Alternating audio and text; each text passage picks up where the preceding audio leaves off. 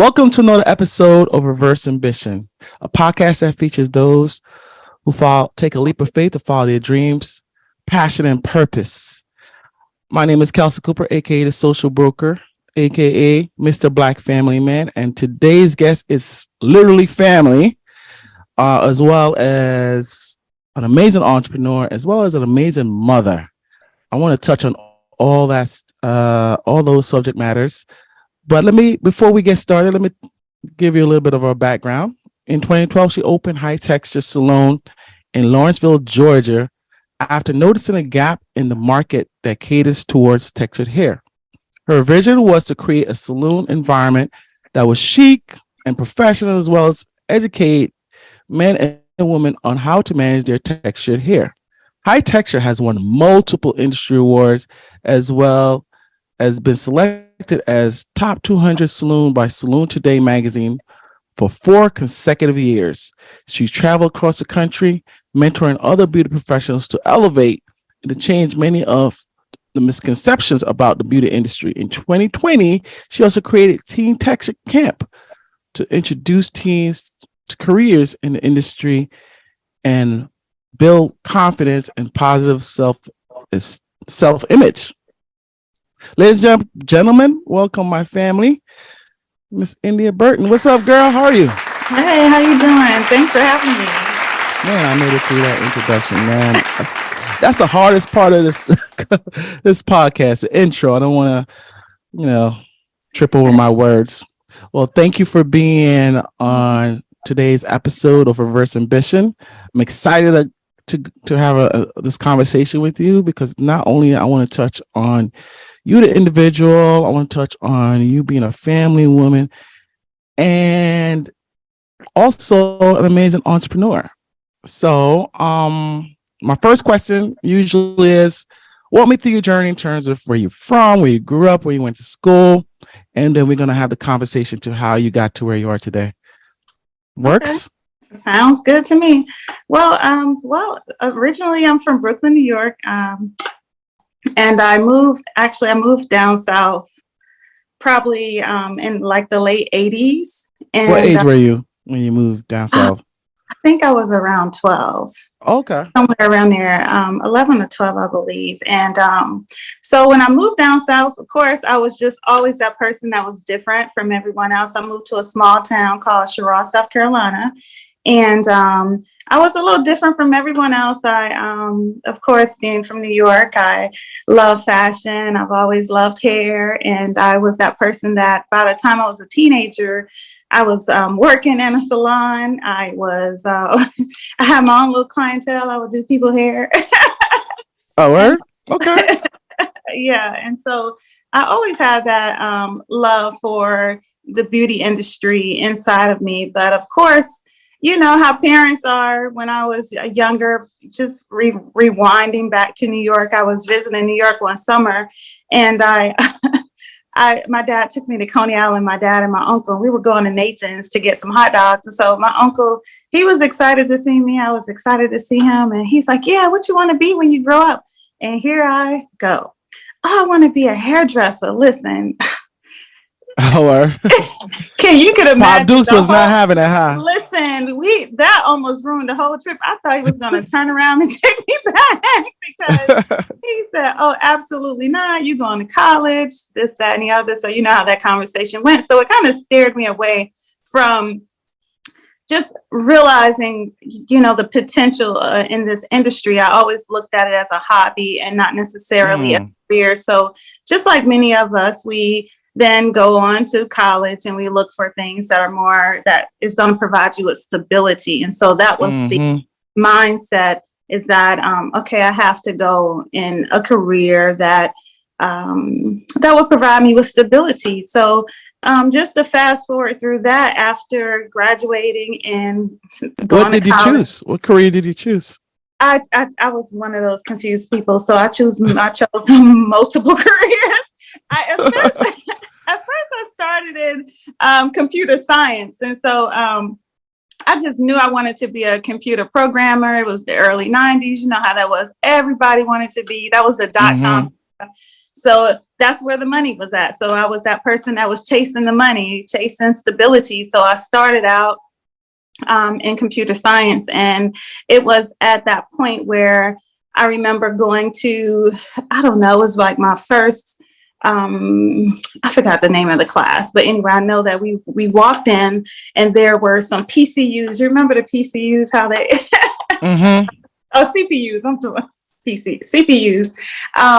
And they were about that high. So they were sitting on the desk. And so I walked in, you know, my little self, and mostly in the class where it was traditionally just mostly guys. And here I go sitting there, and the instructor came in and he said, yeah, tonight we're going to take these apart and put them back together. Oh, wow. And I knew at that point that was not the career for me. So I sat there looking totally confused, lost. And so a few people tried to help me, but yeah, I said, no, it's not for me. So I think the next day or next couple of days, I marched right into the office and changed my major. It was not going to happen. And so I dropped that class. And so the next year I decided to go into get serious about business. So I changed my major to business, and that's where that was it. You know, business was the major. And so after graduating college, actually before I graduated college, I moved to Atlanta. And so that's where I continued my education, and I ended up graduating from DeVry. And after that, I went into marketing. After that, I went into insurance, and that's where I landed. You know, you're still chasing the money? At that point, I was not chasing the money any longer. I was chasing balance. And I did not realize it at the time that I was chasing balance, but I was. And so by that What kind of balance? What do you mean by balance? What do you mean by that? By this point, I had children and I was married. And I knew that I had been in sales and marketing prior. And if you know a little bit about sales and marketing, it takes you all over. It takes you, it's not a 9 to 5. It's not sitting behind the desk. You're in different locations. Your work extends into your family time because you may have business meetings, business dinners, etc. So after doing that for a while, and I realized, like, wait a minute, I need more balance in my life to be able to be home. I needed a career where once I left here, my work stopped. Or so I thought. You know, we always think the grass is greener on the other side. So I was looking for a job that was going to provide me with more stability, that, you know, once I get off, I can be home with my family. Well, it didn't quite go that way. But I did love insurance. But trust me, once I got into insurance, that laptop followed me home in the evening as well. So it was the same thing. So the same idea. And unfortunately, at this time, I had to leave my career. And that's probably where you got into the unorthodox way of how I raised my children. Why did you have to leave your career? I had to leave my career in insurance to homeschool my son. My oldest son, he was anaphylaxis to peanuts, and we knew he had a peanut allergy, and that was part of the reason. And I didn't really get into this, but I stayed home his first 4 years of his life because he was allergic to peanuts. And so by the time he got to school, I said, okay, you know, there's thousands of kids who have peanut allergies. So I'm sure the school system can handle this, that I'm overreacting. I could put my son to school and I can go back into my career. And so I tried that for 3 weeks. And 3 weeks? 3 weeks into school, I get this phone call, and they had advised me that my son had came into contact with peanuts. And so I went through that whole process, and, you know, I found out that they were sitting my son beside a child who was eating peanuts every day at lunch. And so their only solution to that really in the school system was, okay, well, we can put him at a separate table. And as you know, that's not a great solution for someone who's in first grade, you know, to separate them from their class, because now they're, you know, it's going to cause that social anxiety. You know, he's going to be labeled as that child who has to sit at the this special table by himself because he can't eat around other kids. So I didn't want that. And however, I did want to educate the students and the teachers on, his differences. And so we went through that whole process. Well, unfortunately, about, I don't even think it was 5-6 months. That was September, March. He had came into contact with peanuts again at the school. And so it was that moment that I realized that, okay, it's great to have a career. I know, I really my career, but I wanted my child more. And I know I knew the severity of his peanut allergies. So I never took him back to school at that point. And so the next day I had a sister-in-law in in California who always homeschooled her children. And by that point they were in high school. So I gave her a call and I said, Denise, I withdrew TJ from school this morning. I have no idea what to do. She kind of just led me in the right direction. And it was just, I'm not going to touch too much about it, but it was just a hilarious story because you know how we're taught in school and you sit there, you open your books and you say, okay, I need to do this, that, and the other. And so I was sitting there and I, teaching him the traditional way that I learned, and it wasn't working. So literally, my husband would leave in the morning and come back at 5 o'clock in the afternoon, and I would still be sitting in the same spot, just with my mind blown. Wow. Can't move, asking myself, what am I doing? And so that lasted for about a year. Some days he come home. Year? Some days he come home, I'm sitting there with a glass of wine in the same spot. School been over 2 hours ago, but I can't move. Wow. Yeah, and so it was a challenge, but it gave me an appreciation for educators. I mean, a serious appreciation for educators. And I think that at some point I wrote a status on my Facebook just thanking educators for their sacrifice, because I only had 2 that I was homeschooling and they were mine. So you not only homeschool your son, you decided to homeschool all your kids? Absolutely. So my 3 younger kids I've homeschooled. So my son, I homeschooled him all the way. And now I have a senior now. And so she is doing dual enrollment at this point, and she's homeschooled all the way through. And now I have a little one. And so from birth until high school? Yes. Wow. I have to say, it's a lot of parents ask me, how do I do it or how I did it? And I tell them it's just something that you do, and it's something that eventually becomes the norm. And that fear, because I had it, that fear, what if they fail? What if they're not learning what they need? The social component of it. I had all of those fears as well. And looking back and looking at them now, I'm very thankful that I did it. There are, very beautiful kids, well-mannered. Thank you. Giselle, I don't know about the youngest one. Oh, he's still trying to figure it stuff out. He's still on a tear, trying to come into himself. But Giselle, I TJ, you're older, and then Giselle, I mean, she's such a sweetheart. She's such a creative spirit, and you could tell she oozes intelligence and confidence. Thank you. So kudos to you for figuring it out. Took you a year. A whole entire year of just sitting there, figuring it out. And I did. And, but, inside I was incomplete. I had that fulfillment of watching my children progress, but I was missing my career. And during one of those sessions, you were getting bored at home, huh?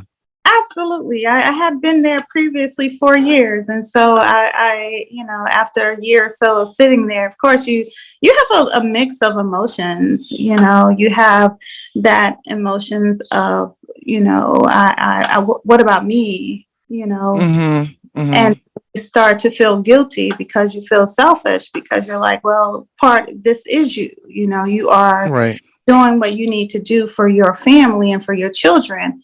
But, what about yourself? What about my career? So it was a level of that and attached to it, and to be completely transparent. And so thankfully, I just have I can't talk about my husband enough. I just have an amazing, supportive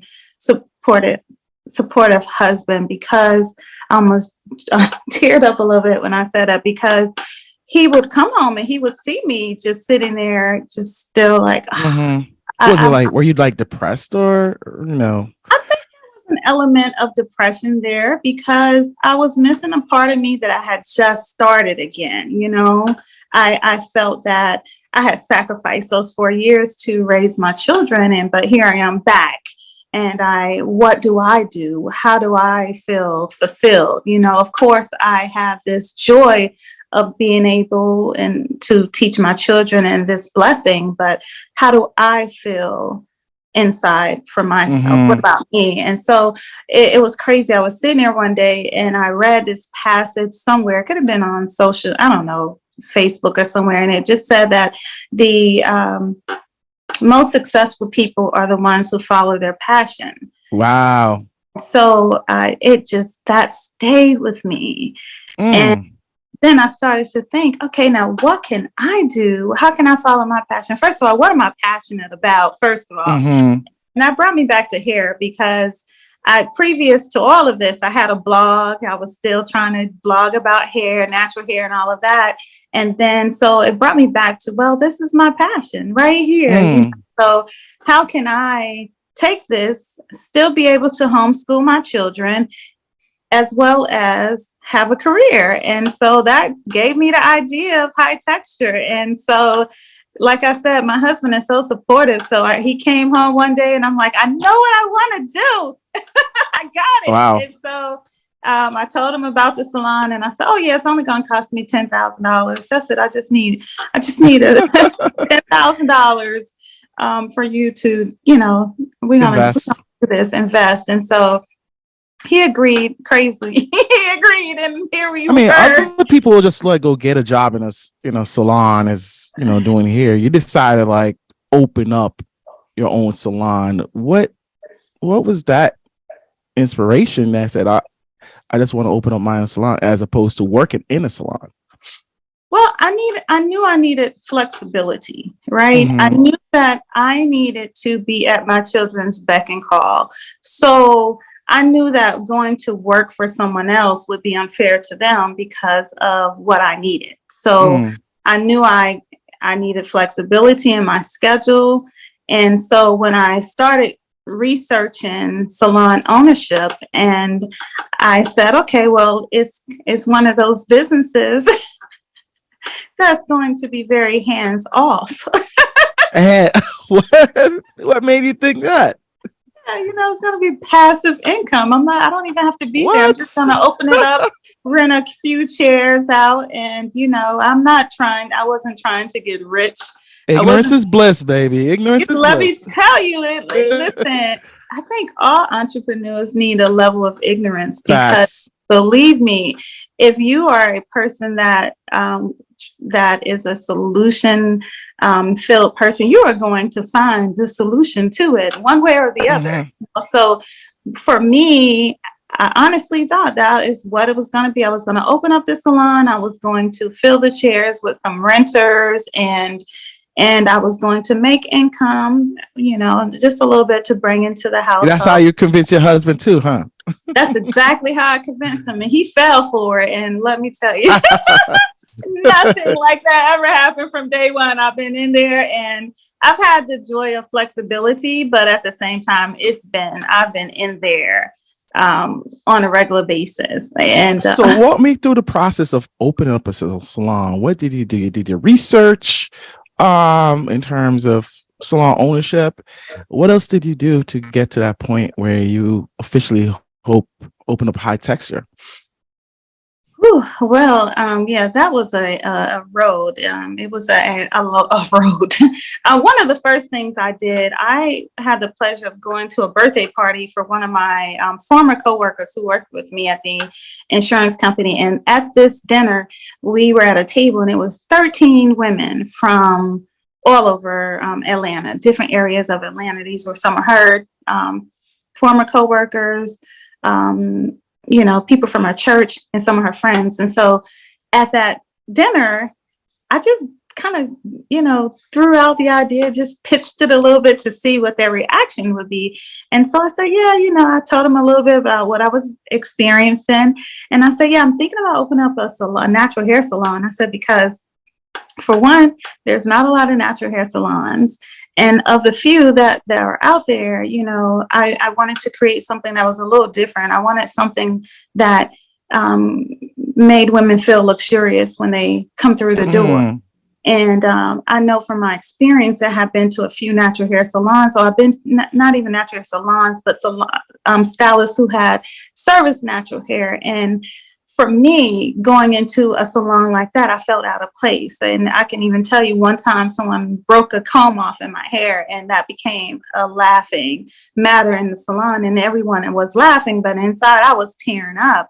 And I never wanted that experience to happen to a woman, So that is kind of what made me start to think, okay, well, I want to create an environment where women with natural hair can go in and they feel this is for them, and they feel, and we're knowledgeable. We can show them how to take care of their hair at home, just to help them build a healthy relationship with their own natural texture. So you have a natural hair inspired to go open up a salon, focus on strictly natural hair. Is that right? What I'm hearing? That was the goal. And so when I threw the idea out at the women, I didn't know what they were going to say. And let me tell you, they were fighting over which area I should open it. They were like, no, you should open it. And Marietta, you should open it in Stone Mountain. And I said, well, I was thinking about Gwinnett. It was like, definitely Gwinnett. I said, oh, okay, there was my validation. And so that just started the process. That was my validation at that moment, because everyone at that table was so excited when I just threw the idea. I mean, I had just been thinking about it at that point. I really wasn't seriously doing anything at that point, but just, dreaming about it. And so from that point, like I said, I convinced my husband, and it was a rocky road getting started, because as you know, when you are going into, I had to do a build out, and I think that was the rockiest part of it. I didn't go into a second generation salon, so I had to do an entire build out. So from scratch, not only find a raw space and design it based on your vision. Yeah, I don't know if I would advise a first time entrepreneur to do that, but it did give me a lot of knowledge that I can use, and I will use, and I have used. But that was the beginning of it. And so, like I said, just you have to learn you have to wear many hats as an entrepreneur. And so what hats did you wear at that point? Oh my goodness, I was the name a few. General contractor. Wow. Was the architect. Wow. Plumber.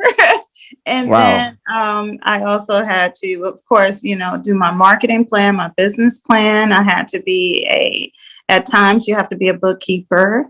And that was just to start off, because I was a project manager, because I was budgeting the $10,000 project that turned into 5 times that. Oh, really? Yeah, it was not $10,000. And this is just to open up.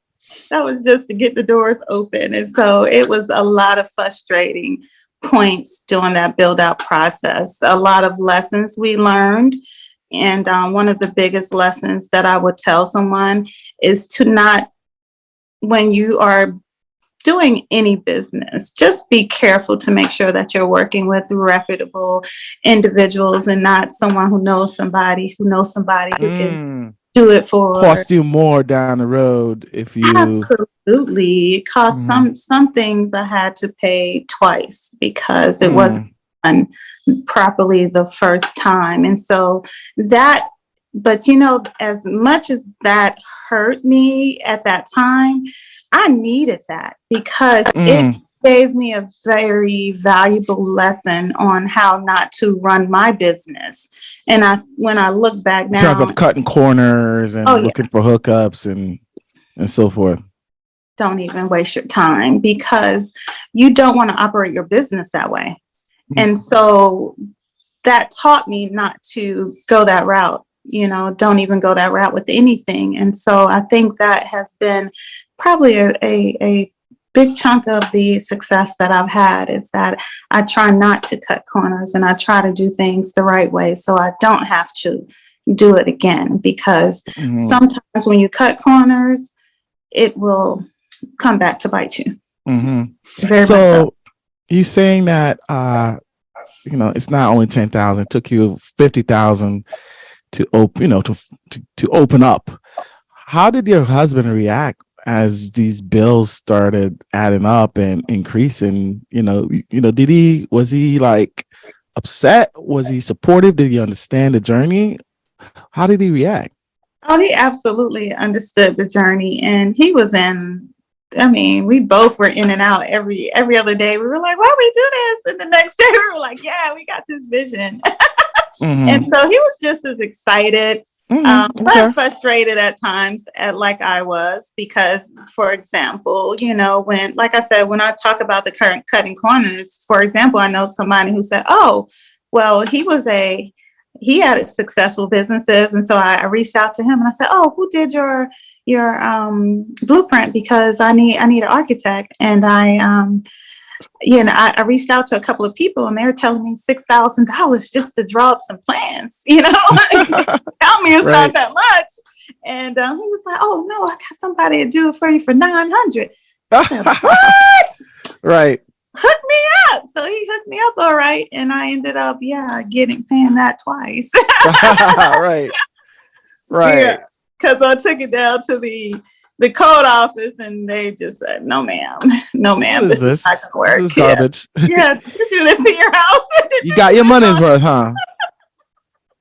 Yeah. So, it was a lot of challenges in the build out, but we both stuck in there. It took us about 6 months, which actually was not too bad when you really think about it in hindsight. Right. Took us about 6 months to complete our build out and get our doors open. And, the rest kind of has been history at this point. Okay. So now you're opening up. What is the experience in managing a salon? Like you said, it was supposed to be passive income. Was it that? You said it wasn't. And what was that experience like, once you open up, dealing with customers, marketing, dealing with your stylists? What was that whole experience about like? Well, of course, when you're new to a business or any type of business venture, you're excited. So you are just trying to find ways. The bulk of your focus is getting people through the door. And so thankfully I had a marketing background. And so that helped me get a little creative with my marketing, because what did you do? Like, I know you built out your website. What else did you do to get people in the door? Because people overlook marketing when they open up a restaurant or any kind of business. You build it all, and like, now how are you going to get the people to comment? What did you do? Walk me through a little bit of what you did. That was the funny part about it, because I remember I told you that I was a blogger previously. So I had, this decent following of, people, and they were so excited. They were asking me, constantly, when are you going to get your salon open? So I just knew, based upon that following. Yeah. That you were going to get people in the door. they're going to come, right? So then once I opened and I reached out to some of these people, I reached out to some fellow bloggers, and, and while some of them were receptive and some of them were helping, it just was not enough to get people through the door. So that's what I equate to the new age of social media. You may have a ton of followers, but that's not enough. And Mm-hmm. so again, I opened up the doors with the whole idea, like many other businesses, small businesses. Okay, you open up the doors, you make it pretty, and they're going to come. Well, that turned into days upon days of just nothing in the salon. And I always make the joke, wasn't nothing in the salon moving except hairballs, You remember the Westerns? I don't know if you're Right. old Yeah, enough I to know remember exactly, those Westerns. And then the tumbleweeds are going, tumbleweeds, like, yeah, going across the screen. Yeah. listen, that was my experience at times when I first opened. And so, I had to just dig back in and say, hey, okay, well, this does not work. So how do I make this work? So I had to go out and attract customers, So of course, you can build a website, but how do you get traffic to your website? And so Mm-hmm. everyone else, I started out with the Google Ads, and while that helps a little and that provides some traffic to your salon, and I went out like everyone else and I would hand out flyers. Oh, Mm. I have an interesting story about that. So I would go out and I would hand out flyers to people, and I would notice that I go out and do my hair, do my makeup, look good. And I'm like, dang, let me go hand out flyers in the mall every afternoon. By yourself, Like, or? yeah, mostly by myself. Sometimes I would go with my staff, but they would be there working, trying to catch anybody walk through the door. And Mm. so it was mostly me. And then I realized, like, wait a minute, why aren't these people coming back and say, oh, yeah, I saw you. You handed me a flyer. But most of the people were coming in telling me, oh, that someone else handed me a flyer or your card. And that's how I got here. Your husband, who is bald, So your husband was grinding like you, just right. So you're listening to a man that's bald, right? But here I am out here in full right. attire, giving you a card, and you're like, oh no, right? Wow. So then I got people coming and say, oh, your daughter, my 9-year-old daughter, are you really taking the word of a 9-year-old to come in here to, Right. so then I got smart, I got clever. I said, okay, well, you know what? I was just gonna, be my own walking billboard. And so I would go to the mall and people would come up to me and say, hey, who did your hair? Instead of me going to give them cards, they'll come up to me. Who did your hair? Oh, I went to this salon. Oh, you didn't tell him it was your salon, huh? Absolutely not. I still don't to this day.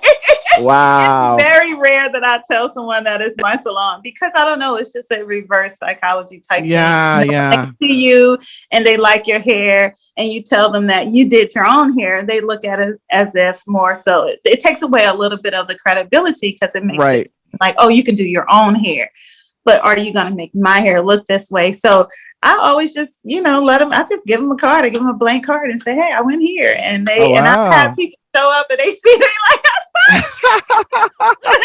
But if I would have told you it was my salon, you probably wouldn't have come.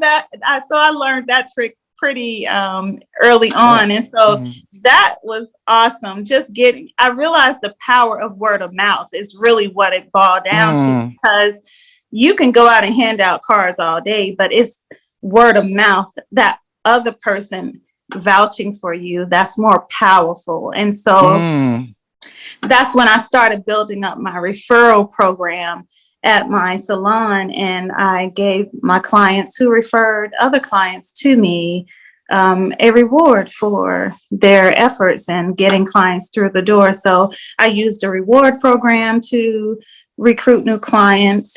Then I moved on to, around this time, I started getting heavy into the Facebook ads.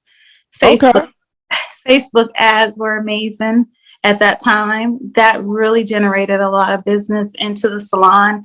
And one crazy way I also got a lot of business is that I got a shout out on the Steve Harvey the Steve Harvey morning show. And listen, that was echoed from East Coast to West Coast. I had people calling me. So that was a huge jump. Wow. our salon. It was just a little blurb of Hi Texture Salon in Lawrenceville, Georgia, and that was it. And for probably Wow. 3 months, my phone was ringing off the hook. And so that pretty much. So from opening up to getting people in the door where it could sustain the salon, how long did that take? For me, it was a little longer of a period. Of course, I thought I was going to recoup my my investment, but I did have a return on my investment probably in the second year. Okay. And, in the second year, and like I said, initially at first, my goal was not to build a salon that was anywhere on a scale that I'm at now. And I'm still, in my opinion, I'm not where I could be. But for me, it was more about balance. And so I've always worked inside of my salon on a part-time basis. So I know that if I dedicated full time and my full potential, my full focus, it could have been just amazing where Wow. the potential of the salon. But so you grow this salon working on working part time and not full time. No, I don't work full time. So you were able to it have falls that down balance. to full time, but I only work inside of the salon 4 hours. After 4 hours, I'm leaving. So what was it? I mean, usually, entrepreneurs, they have to like spend ridiculous hours, hands on, do everything like you said initially. So were you able to recruit an amazing staff that allows you to do this on a part-time basis? Absolutely. Now I do at times, and this is why it's important to have balance, because at times you're going to be that person. I've been that person. It hasn't been every day since I started the salon. I'm out of there in 4 hours. However, it's been times where I've been in there 12 hours or more, from morning to night, in there 7 days a week. I've had those times, and those were the times that it made me fall out of love with my business, because it was ruling my life, and I was off balance. And so when I got through those times, and it's been more than once when I've gotten through those times, I take a deep dive back into my business and then try to figure out, how do I prevent this from happening, right? Again. Where I mean, it's falling out of balance. You're absolutely. You have to be, as an entrepreneur, you have to be very intentional about balancing your life, or else you would be that person just chasing success, chasing money, chasing growth. And then on the other hand, everything over here is falling apart. Right. So on top of that, you were homeschooling your kids. Like, that's not, not like you sent them to school and you had your time. You were still hands-on homeschooling your kids. Absolutely. So so I had to be very intentional with my time and how I spread it, and all of that as well. I had to find a little bit of time for myself. Okay. Well, so 2 years to get a return on your investment, and eventually your salon became really successful and popular, to a point where, some people thought they could replicate your formula. I heard a story about, some former employees thought they could replicate their formula, and you had to put the kibosh to that. So I want you to tell that story in terms of, what happened. Well, it's funny. I've never talked about that outside of family circle. Oh, I'm sorry. I'm sorry. No, I don't mind. No, I don't mind talking about it at all, because it's a very important lesson for entrepreneurs to make sure that you have your business intact. And when I say business intact, I mean your contracts intact. And so to prevent those types of things. And so thankfully in my situation, Contracts meaning non-competes and, yes, similar things, trademarks and all that. trademarks, non-compete. So what happened is that, well, let me just say that is just this industry, in the beauty industry, it's a industry built on a foundation of entrepreneurs. Does that make sense? Or creative? Mm-hmm. So yeah, it's not an industry where you can or you should ever go into thinking, okay, I'm going to build this salon and I'm going to have all of these employees and they're going to come in and they're going to stay with me forever, right? Because that's just not how it works. It's one of those industries where everyone, they come in with the intention of learning from you so they can move on and do their own thing. If you keep some, that's great, right? But the idea that these people are going to come and work for you with the same mindset that they have in corporate, where you go and work in corporate and you move up the corporate ladder, it just, I won't say that it doesn't exist in this industry. It's just rare when it does. So I knew that going into it. So that is why I had everyone to sign non-competes, because I know for a lot of people, that is the mindset. I'm going to go in, I'm going to learn from this person. I'm going to learn how to run a business. And then I'm going to go and open up my own. I'm going to build up my clientele and I'm going to go and open up my own. And so that's kind of what happened. In that particular case. However, this person, and so I have a radius in my 9 feet that you cannot go across the street and take my clientele and open up your own and duplicate what I have here. And so that was very important because I had to challenge it in court. And it's, of course, it held up in court. So I always advise, I don't care what industry you're in. If you have a business and you have a business idea and you want to control your competition as far as just being so close to you, especially people that you invest in, education for them, you invest in mentoring for them.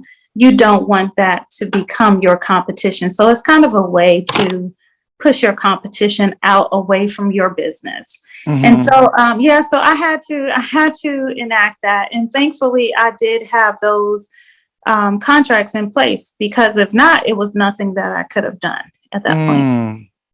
That once again, not cutting corners enabled you to, get over this hump and deal with this issue.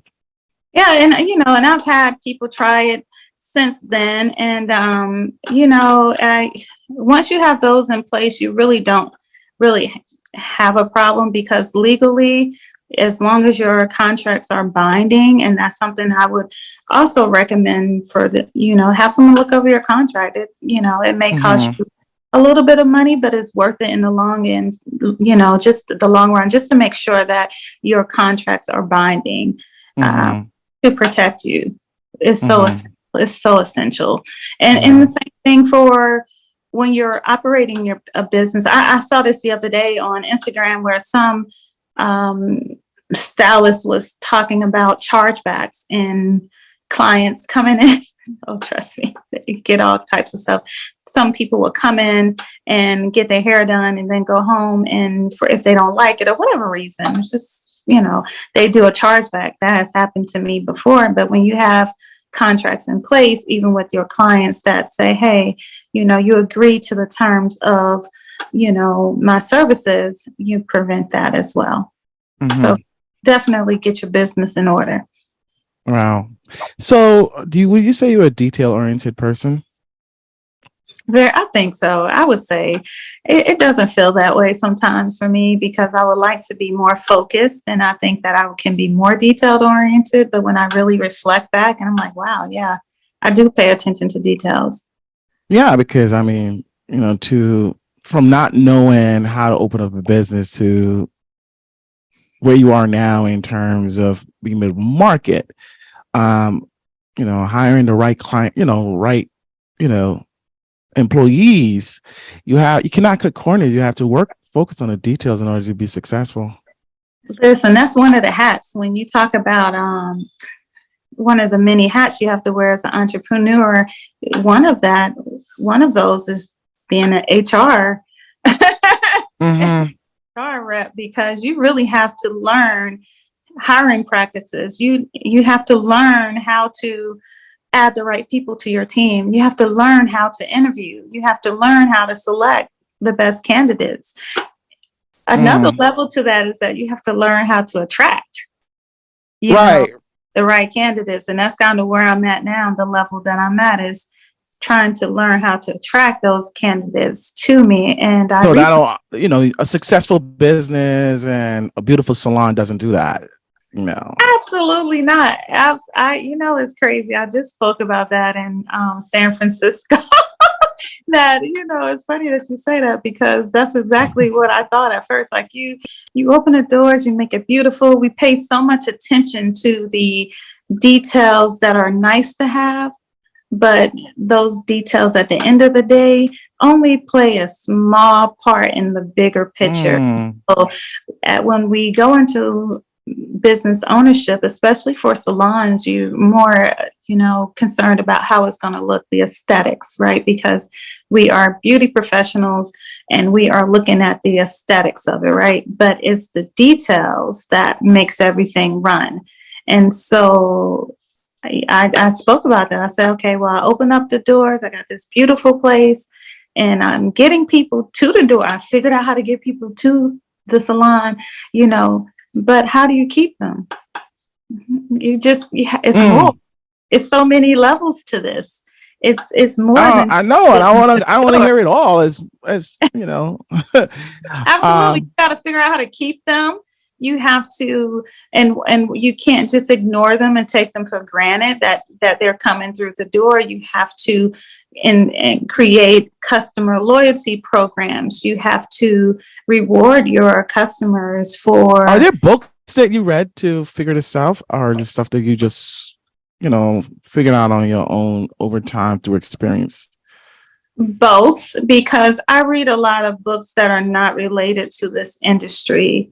And I do a lot of research that's not related to this industry, because what I've learned is that you do have to look at trends inside of the industry, but I think you get at least for me, speaking for myself, I got my biggest inspirations from companies that are not in this industry. And so I look at these different industries and look at the trends. I was just speaking with my husband about this last night, that if you want to know how often you should look at your business model, every time Instagram changes their algorithm. Oh, wow. You need to reassess your business. Every time you go, do you have a Chick-fil-A? Do you go to Chick-fil-A? Well, you're in up north. Well, yeah. We love Chick-fil-A. If you notice, Chick-fil-A changes their drive-through line every 6 months. Every time I go to Chick-fil-A where I live, they change something to that drive-through process. I remember when I started going to Chick-fil-A, they had the one little ordering podium. You roll up, you place your order. Then next thing you know, they had 2 of them. The next thing you know, they had the people outside. Then next thing you know, they had awnings with the heater. And I remember looking at these people and I'm like, what gets these crazy people to stand out in this cold to take an order? And then so they started adding the heaters and they added the permanent awnings. And so then the 2 lines became 2 lines all the way through the window. Every time you go to Chick-fil-A, they're changing something about their processing. And so you're always changing your business. It's a ongoing thing. Ongoing. You cannot, if you keep the mindset that what you did yesterday is going to work today, then I think sadly that's probably why a lot of us go out of business. Wow. So what's still, you said you had to learn how to attract quality customers and quality employees. What is that tool that you use to attract quality employees and customers? What is it that you learned to that enable you to do that? One thing, maybe two things. Well, you have to put out there through your social media messages, through email, and just through your interaction, your everyday interactions, and your culture within the salon. You have to create that culture that's going to attract those like-minded people. Do we always attract those Mm-hmm. people? Absolutely not. But more often than not, we do. And so I rely heavily to attract my employees. I go to schools. I use social media as well so they can get a glimpse of my employees and see how we interact in the salon. And so that was something that Mm-hmm. I learned about recently within the past year or so. It's that you want to showcase your employees and not only showcase their work, but you want to showcase their personalities. You want to showcase the culture inside of your business, because then it allows people to see how it actually I want feels. to be a part of that. That looks fun. That looks Right. amazing. That looks Exactly. Or it's dope. going to deter the ones who say, oh, I don't want to be in that environment. And so it works both ways. And so I learned that within the past year, and believe it or not, the last two employees that I hired, they came to me from one came to me off of a TikTok video that we did. Oh wow, really? She said her mom saw a TikTok video that we did and forwarded to her. And she said, I want to work at that place. And the second young lady, it was the same thing. She saw us on Instagram and she said, I want to work at this place. And they reached out to me based upon that. I mean, I have many stories about people finding us on social media, but those two in particular, they came based upon videos that they saw, not of our work, but of how we interacted Culture. inside our culture. They saw our staff and we were dancing, and the other one was based upon a camp that we did. Don't tell me you do your own social media as well. Yes. Oh my God. Yeah. I told you that's one of the hats. Oh wow. That's one of the hats. Yeah, I do mine. And you do your own Instagram, TikTok, Facebook, and all that. Yeah, I do all of that. On top of that, homeschool your kids and find time for be a wife. Oh, that's so important to me. Yeah. Also, my initial website, I just changed within the past month or two. I did my initial website. And so for this time around, I said, okay, I'm working on my 10th year anniversary. I went to an outside marketing company, and they designed my current website. But, but the person inside of me, I'm like, okay, well, the next go around, I'll just do my own again. Wow. I don't know. I enjoy that. I actually enjoy it. Yeah. Yeah. You say you spent only 4 hours into the salon, but it clearly takes more than 4 hours to kind of run business, to do social media, to do website update, marketing outreach, and so forth. Like, in totality, how much time during the day do you focus on your business?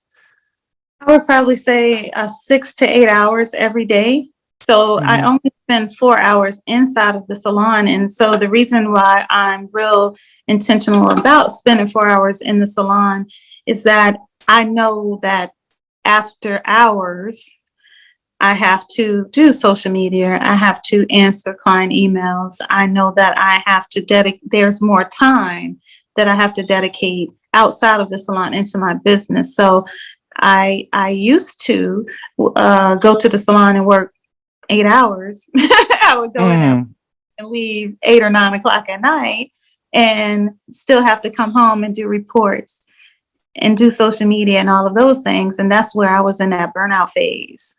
I was in that burnout phase. And so when after COVID, that was a pivotal point for me. After COVID, I said, hey, I'm done with all of that. You getting 4 hours of my time, and that is it. So when I go into the salon, I try to keep my focus on just what's going on in the salon. I don't really go in. If I can do other things like answer emails and things like that, that's a plus. But I really just go in to check on my staff, make sure everything that they need. We have just, see how to check on day-to-day operations, listen to them, meet with them. That's pretty much what I dedicate those 4 hours to. If I need to call any clients or anything like that, I do it during that time, but it's at home where everything else goes down. And so when I say I only dedicate 4 hours in the salon, that is why, because I know that in order to create that balance in my life, I need to reserve a little bit more flexibility in my schedules so that when I go home at night, I can still work a little bit, but I also have my family time, and I also have my time to work with my kids with their school and homework. Wow. How are you able, I know balance has been the focal point of this conversation. How are you able to really, and I'm asking for self, dedicate, the amount of time to family, but you also need to carve out time to do these little but tedious things such as social media and other things pertaining to your business. How are you able to carve out that time? When do you do that? Because I'm like, okay, you got sleep, then you got to wake up and, deal with your kids in terms of homeschooling, and 4 hours to the salon itself. There's not enough hours in a day. How do you do that? Yes, it is. There are, because you have 24 hours in a day and you only need to sleep 8 of them. And I try to make sure I sleep 8 of them. And Okay. yeah. And so during other times when and it's a balance, because I'm still balancing that out, when I realized that I had to turn my time on social media from a consumer to a producer. So that helped a lot, because when you get on social media, sometimes it's a rabbit hole. You be on that. Yeah, you start looking at different pages, and you know, hours and hours is gone, and you're like, what did you do? And that is hours you can focus on your business. So, but I try to split my time. And so I get my 4 hours in the salon. I try, and that's the struggle of being consistent. I try to at least give myself an hour of self-care, and that may be exercising, that may be doing my hair, whatever it may be. And then I have, of course, my 5 hours I spend with my children homeschooling, and that's time is dedicated to them. And usually before I go to bed, my husband and we probably do about 30-45 minutes of work, answering emails or whatever it may be. But then after that, we're like, okay, it's time to watch Family Feud. And we say that Family Feud is on, and everything else is pretty much stopping at that point. So, and then as far as my personal balance with my, being a wife, my husband and I, we've always been we're both entrepreneurs, first of all. So we both have a lot of flexibility. So we're around each other all the time. He takes me to work pretty much every day. And the reason why he does that, I can drive. He does it because so that we gets that alone time with you. Right. It's not alone. We usually have kids in the back, but it's that time that we spend together, because if we were to separate in the morning and we're gone all day and all, we wouldn't have that time together. And I think that has been very key for us, is getting that time in, even when it's kind of just not like a traditional date time, or, we are getting time in wherever we can. And it's kind of how we operate our businesses as well. Some days I'm riding down the road answering emails for him, and some days he's running to Salon Centric picking up supplies for me. So we just make sure that we are taking care of each other to make sure that we're helping each other out, because we're both very busy, very busy. Teamwork make the dream work. Absolutely. And then another element of it is that we started this a couple of years ago. Every Friday night, everything stops. Every Friday night, that's our date night. And, it's every rare. Friday night? Every Friday night. So that is rare. So after the kids and where they go? We have 3 adults. So. Oh, now. So yeah, this is now. This is not this is not when they were younger. So, but this is a lesson I wish I knew when they were younger, to be more intentional with that time for each other, that time spent with each other. So, but now every Friday night you will find us at our favorite spot. You know, that's what we do, because hanging out, doing drinks, hanging out, cocktails. drinking, cocktails, dinner, movies. Sometimes we just come home and watch Netflix and chill, just, on the sofa, and have our favorite drink, and just relax and unwind from the week. And typically that time, my staff knows my Friday night plans, so they don't bother me on Friday night. Right. So just Friday nights, then the weekend back to business, or, because I know salons are, more like a weekend. That's where you get all your business, most of your business. So yeah, we work on weekends. We both work on weekends. Yeah, we do. It never ends, really. It's a lot of flexibility being an entrepreneur. I think that people are surprised when they realize how much work you actually have to do. So that is why I say, and what I've learned is that you have to just be very balanced. And you have to make sure that, okay, I can't get too caught up in my work, because I also have a family life, and I have, I need a personal life. What about me? You need a self-care routine, because you always have to take care of yourself, because if you're not healthy, what's the purpose of all of this? And okay. I was just going to say, COVID, listen, for me, that 2 months I was home for COVID was a serious time, because it made me really reflect on what my idea of success was. And I realized that I needed to stop living my idea. Well, I didn't realize that I was doing it at the time, but once I was able to sit back and look at my life, I realized that my idea of success was not what everyone else's idea of success was. And I needed to not focus on what the traditional sense of success was. I needed to focus on what is my idea of success. And I realized at that point, I'm like, wow, I'm very successful. What am I doing? What is your idea of success? Just to, having elaborate a little bit.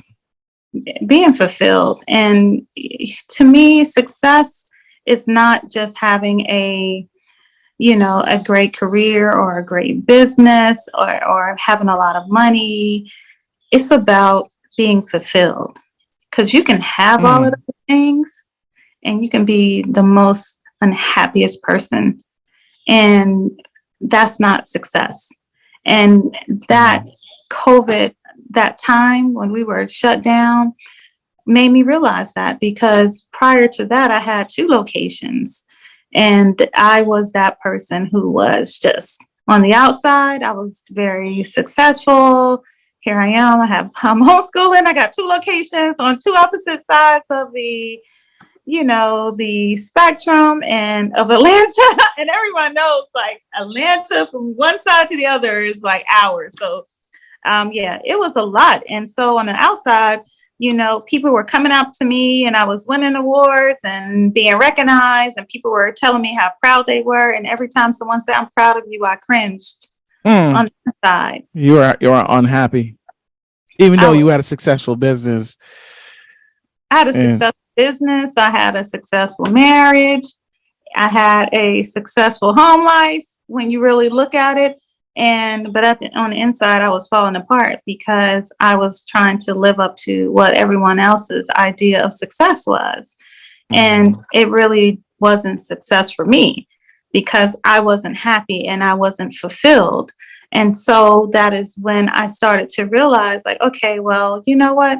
Yes, I know what my potential in my business could be, and I have to get a little bit more creative about it. But do I want to take away from these other areas of my life, right? To create that. And in order to do that, there's some elements that you do have to sacrifice in order to go that way. But was that success for me? And then I realized that it wasn't, because when I had that time home during COVID to reset, I honestly went weeks up until I reopened. I don't even want to say this out loud, but up until the time I reopened, I wasn't going to open up any of my salons. I was done. I said, Oh, wow. Well, you were I burnout and love being home. I was re-engaged with my family. I was baking, doing the things that I like to do. You saw, you never remember, I put up my Christmas tree. You like already? I'm like, these are the things that I love to do. right. So I was doing all of the things that I love to do. And I realized like, I'm really, really missing this. And so I kept just throwing out the idea with my family. I said, I think I'm going to stay home. I don't know if I'm going back, and maybe I'll start a salon. And they were like, yes, do it. Oh, wow. But I knew that at the end of the day, that wasn't going to be the answer for me. So, however, I did step back and I only reopened one salon after COVID. And let me tell you, that was the best thing in my life, because I found that, just slowing down a little bit and being able to smell the flowers has allowed me to re-engage in my current business. It allowed me to re-engage in my home life, and it allows me to re-engage in my marriage. Right.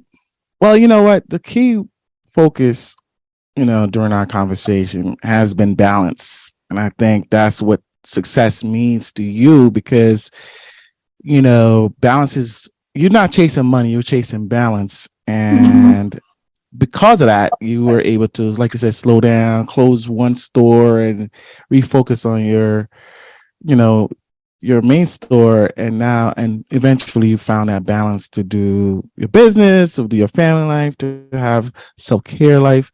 So conversation has been amazing, because I feel like being an entrepreneur, people always like, oh, I'm chasing money, I'm chasing, notoriety. But you were like, no, it's all about balance for you.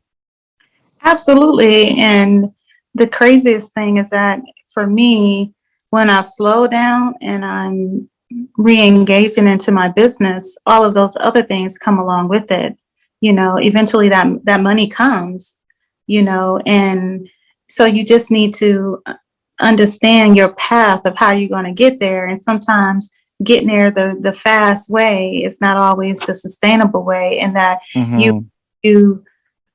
it eventually comes. And so without you even trying too hard. And that's the point I'm to make, because you just stay true to you, and you be authentically yourself, and you're honest with yourself, and then all these things fall into place. That's what I'm hearing from what you're saying. Absolutely. And I advise that for anyone, because I see too many entrepreneurs suffering from exhaustion. I've had former employees where, same thing. They end up breaking, It's not easy being an entrepreneur, because you really have to figure out what works for you, and the way you see other people operating their businesses, it may not be your way. So you just need to really be able to focus on your grasp and figure out your way and what works for you. And I think that's one of the most important, lessons I like to help people understand, is that my way is not necessarily going to be your way. You have to find what works for you, because at the end of the day, you have to be happy in what you're doing, because if you're not happy, you're going to give up, and you're going to give up thinking that it didn't work. Well, it didn't work because you weren't fulfilling yourself in the process. So you have to really understand, like, how am I going to be happy through this process? If working 12 hours a day, 7 days a week, going to make me feel fulfilled, it's going to make my staff happy, it may make my customers happy, but is it making me happy? Right? So how can you balance that out so that you can have a little bit of you need me time, you need family time, you need outside family time, you need right time, you need your your time to, you know, get your spirituality in, whether it's your church, your religion. You need a complete chart, if that makes sense. Mm-hmm. Complete pie chart. And if you are looking at those different areas and you're out of balance, find a way to create that balance so that chart can be, it's like a wheel. Does that make sense? Right. And if your Yeah. wheel is off balance, you're going to go like this. It's not going to go. But if you try to find a way to keep that wheel balanced, it's going to roll. It sounds like you're being intentional in everything you do in order to keep that balance. Am I correct? And it's an ongoing thing. It's ongoing. You never stop. And when I listen to other salon owners who they may have given up or they may be at their wits' end, because that's another element of it as well. I've started mentoring other salon owners, and when I hear them, and that some of their frustrations at owning a salon or just different business owners, I always say, listen, you have to really take a holistic view of your life at different times. It's not once. It's not just in the beginning. You have to look at it every time you feel like you're getting ready to, explode or break, or it's getting frustrating, or you're ready to give up. Step back, take a look at your business. What can you do differently? Re-engage.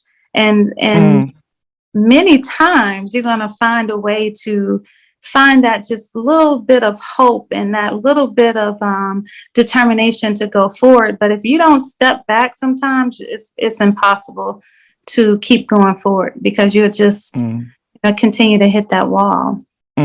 Yeah. I mean, if you do the same thing the same way, expecting different results, that's, that's very important what you said, because I think a lot of people are like, oh my God, I'm not successful. I need to go harder. I need to put more time. And you're saying not necessarily, sometimes you need to fall back a little bit and look at a holistic view and on everything that you're doing, not only your business, but your personal life and so forth.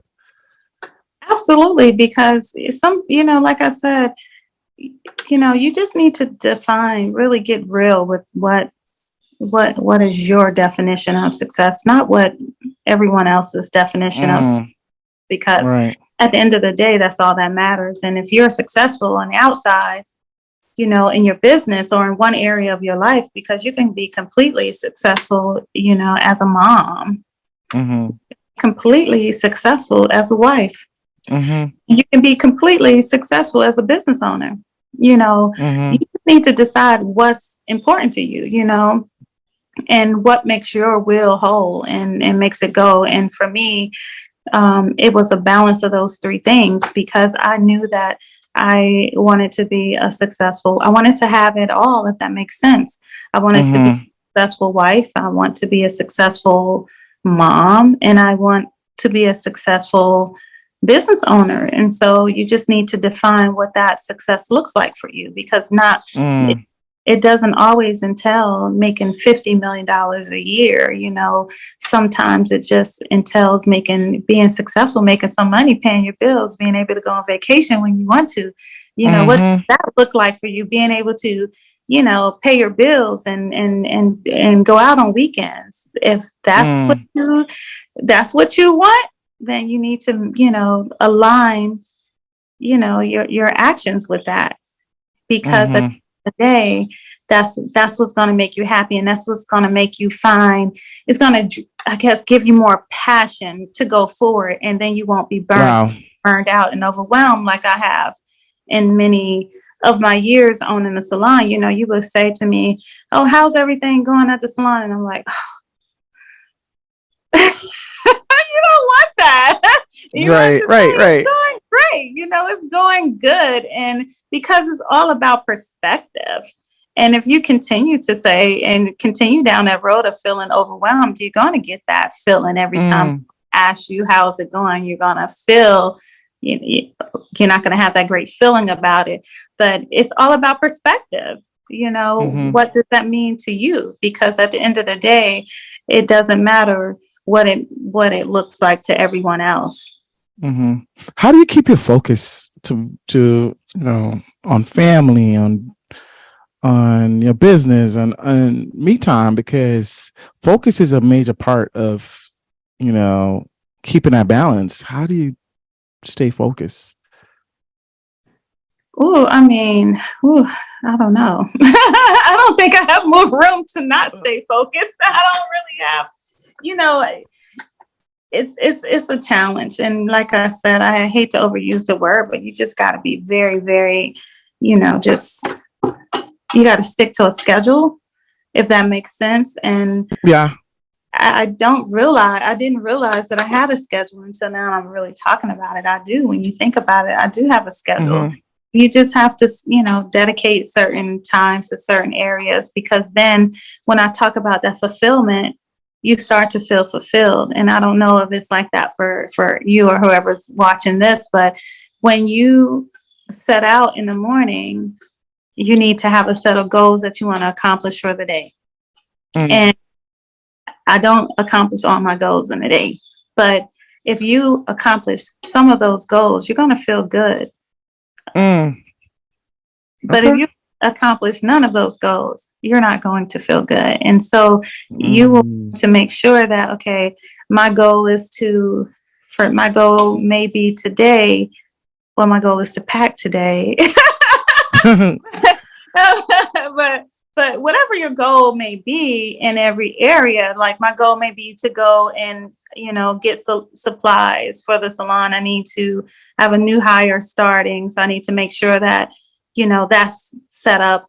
I need to, spend a little time with my husband. I need to work on this with Liam. I need to finish my, holiday shopping.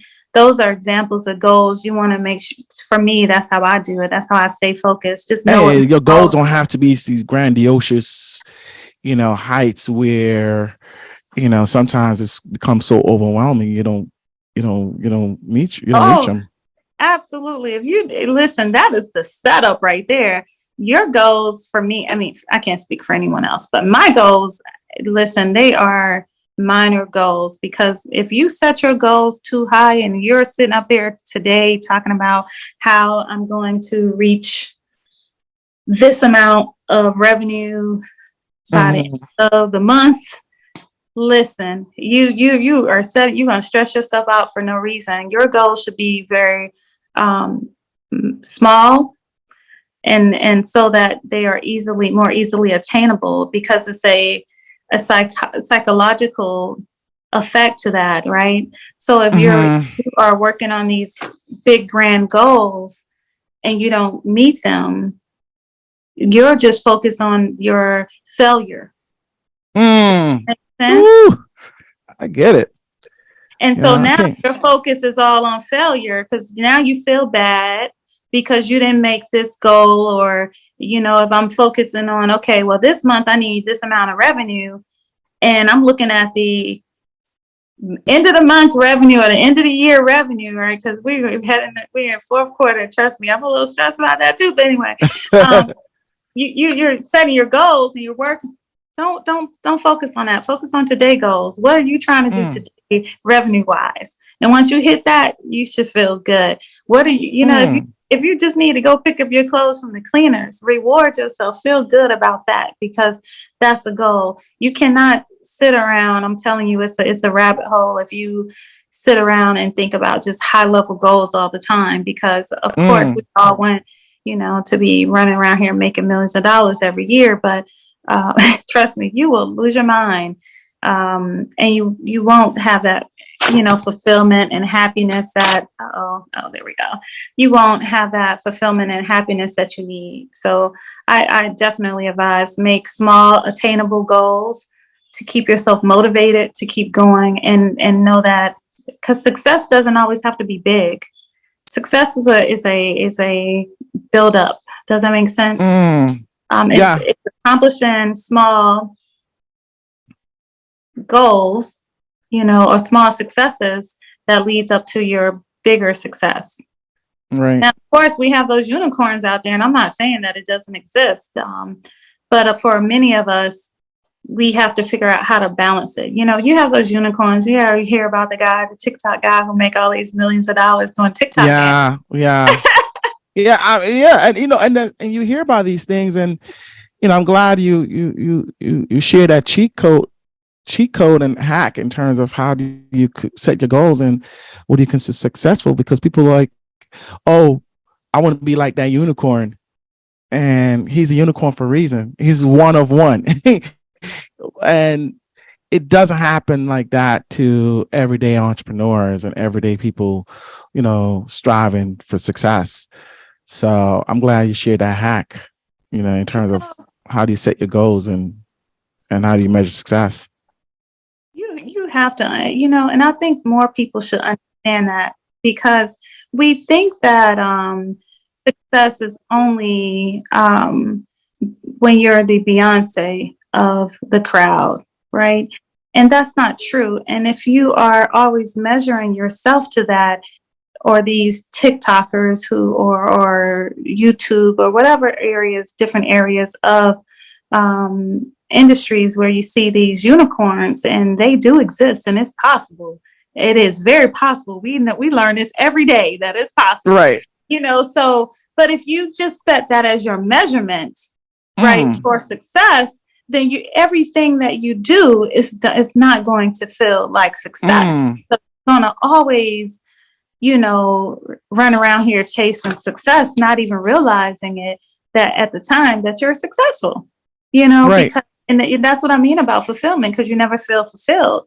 And so it took me a long time to get to that point, because I was constantly, comparing myself, to other entrepreneurs out there. How can I get on that level? And to a certain extent, you got to have that competition. You got to have that friendly competition. You got to have those goals, but at the same time, you have to stop where you are sometime and appreciate yourself and appreciate the successes that you have. And so I that's why I said you want to make small benchmarks for you where you measure your success, because then it will allow you then to appreciate where you are and what you've accomplished. Right.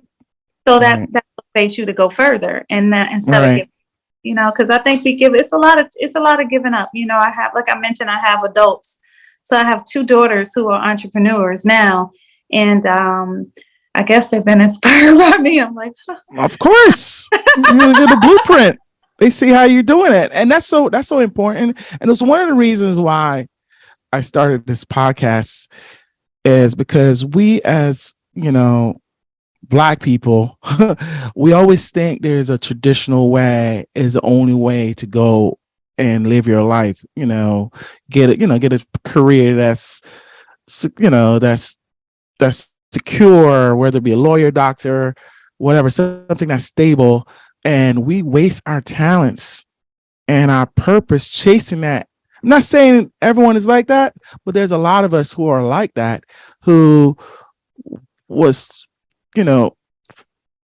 taught to do certain things, but that's not who you really are. And I want people to hear your story and inspired by your story and your journey, so they could see themselves in you. And they're like, you know what?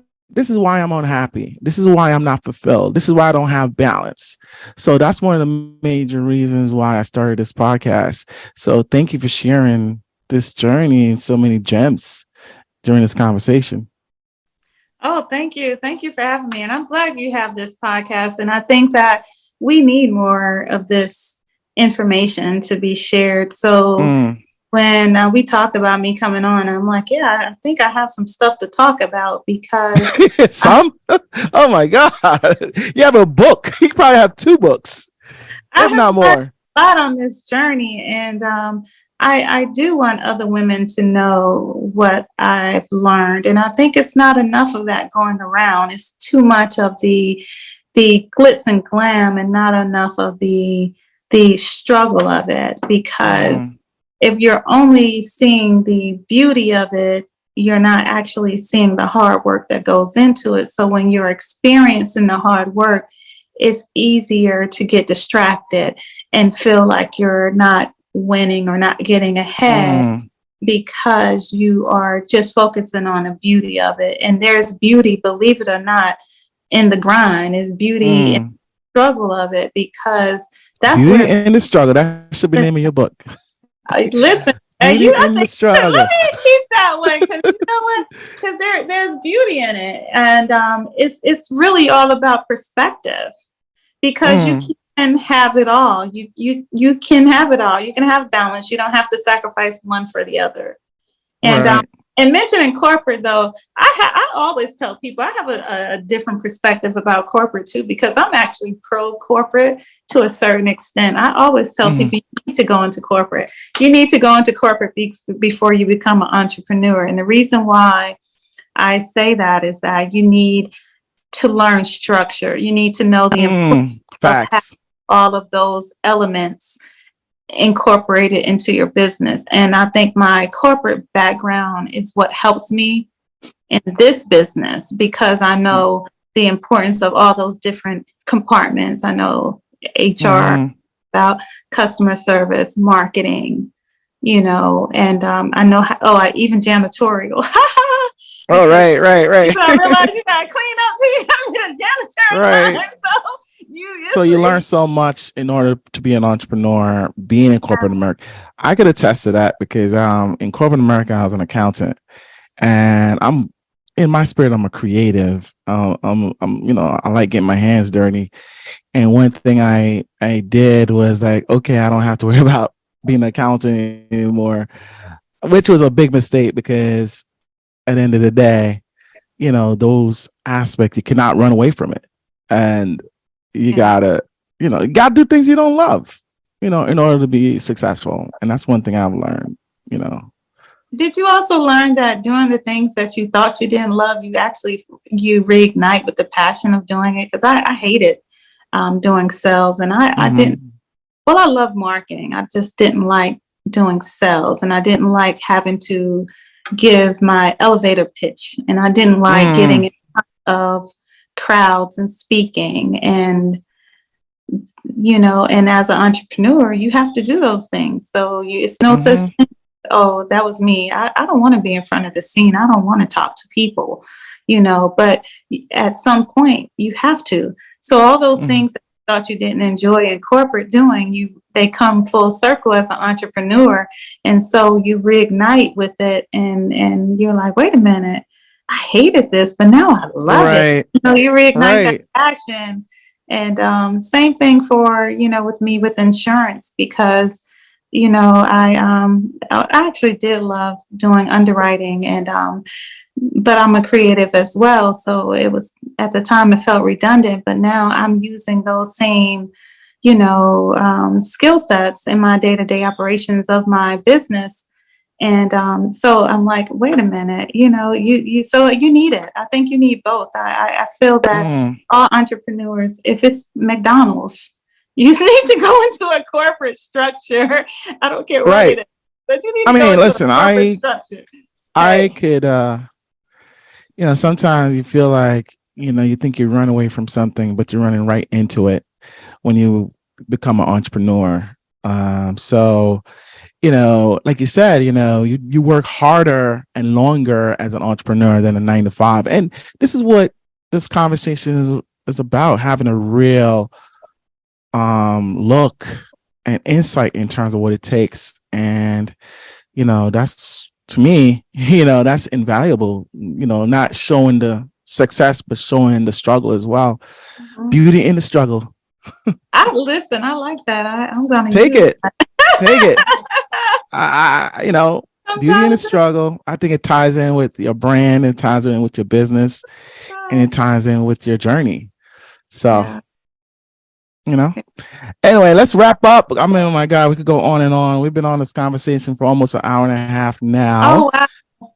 So I'm not going to say, share any additional gems because you shared so many already. What I want to ask is, like, how could people find you, the individual, find you, the business, and so forth? How they could get in contact with you and in terms of your business?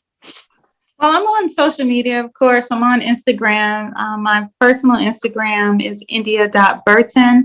And my business, Hi Texture Salon, we're on the web, we're all over. And that is HI as in hi, hello. So Hi Texture Hair on Instagram. That's where you can find my business. If anyone is interested in mentorship, certainly you can hit me up on either one. That would be great. But Do you yeah, do so public speaking as well? I do. That is one of those journeys that I talked about that you didn't think that I never thought I would go in those directions because I hate talking. I mean, I love talking to people, but I hate getting in front of crowds. And well, I thought I did, and speaking. And so I was invited last year to go. Well, I've been invited plenty of times. First of all, let me say that, and I declined respectfully each time because I said, okay, that's not what I want to do. So last year, I had this opportunity to actually it happened this year. I had this opportunity to speak in Nashville at one of our industry events called Data Driven Summit, and it was an opportunity that I couldn't say no to. Right. Mm-hmm. No was not an option. And so I did it. And it was one of those pivotal times in my career that I just said, hey, wait a minute, I like this. And so, as when you're venturing into a new level of your career, of course, it's scary. But when I got off that stage, matter of fact, before I went on to that stage, I had a fellow salon owner who I never met ever before came up to me, and it's 4 o'clock in the afternoon, mind you, on the last day of the event. And it was a 3-day event, 3-day event, but I was the last set on the panel. And she said, I stayed just to hear Wow. you speak. And I Wow. said, me?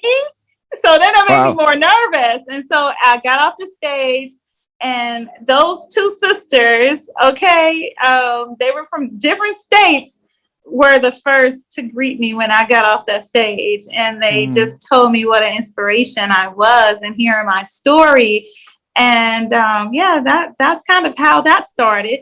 And then Well, so listen, there are people who doesn't do nearly as half of what you do telling your story, and they're successful at it. So you should, embrace the fear and follow your purpose and your calling. I think that's that's where I'm going with that.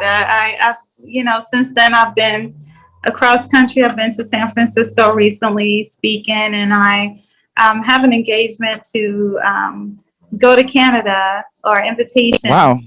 to go to Okay. Canada, speak at a beauty school. So we'll see how that goes. I don't know. I don't All know. right. Well, ladies and gentlemen, big things are going on for Miss India Burton. She just mentioned how you could find her and support her journey and support her business. I just want to thank you, India, for sharing so many gems during our conversation. Hopefully you enjoyed it as much as I I did. enjoyed I hearing did. you. Thank you. I did. Thank you again. All right. Thank you. Finally, right?